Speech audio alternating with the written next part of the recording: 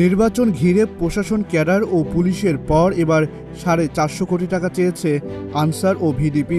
সদস্যদের অস্ত্র, গোলাবারুদ ও ইউনিফর্ম কেনার জন্য এই অর্থ বরাদ্দের প্রস্তাব দিয়েছে সংস্থাটি। তবে বর্তমান অর্থনৈতিক পরিস্থিতিতে ব্যয় কমানোর পরামর্শ দিয়েছেন বিশ্লেষকরা।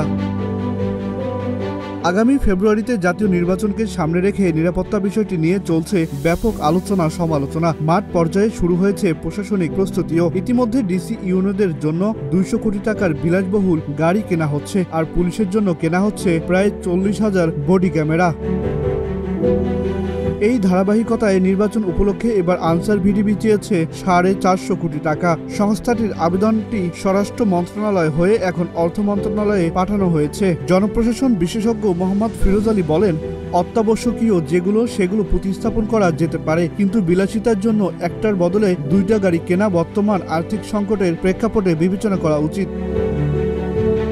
সচেতন নাগরিকরা বলছেন, আমরা দেখেছি কিভাবে সরকারি অর্থ অপচয় হয়, অথচ এই অর্থের কোনোটাই দান নয়, সবই জনগণের ট্যাক্সের টাকা, অর্থাৎ ভবিষ্যৎ প্রজন্মের কাঁধে ঋণের বোঝা হিসেবে পড়বে। তাই সরকারি ব্যয় সাশ্রয়ী হওয়া উচিত, এটি এখন অগ্রাধিকার হওয়া দরকার। যুক্তি হিসেবে আনসার বলছে, প্রায় 45,000 ভোট কেন্দ্রের দায়িত্ব পালন করবে আনসার ও ভিডিপির 6 লাখ সদস্য। এ কারণে অতিরিক্ত অস্ত্র, গোলাবারুদ, পোশাক ও নিরাপত্তা সামগ্রী কেনার প্রয়োজন পড়ছে। এতে ব্যয় হবে প্রায় 450 কোটি টাকা। তবে এত বড় অঙ্কের অর্থ অনুদানের আগে পর্যাপ্ত যাচাই বাছাইয়ের পরামর্শ দিয়েছেন অর্থনীতিবিদরা। Ahsan Sakib, news plus 71, Dhaka.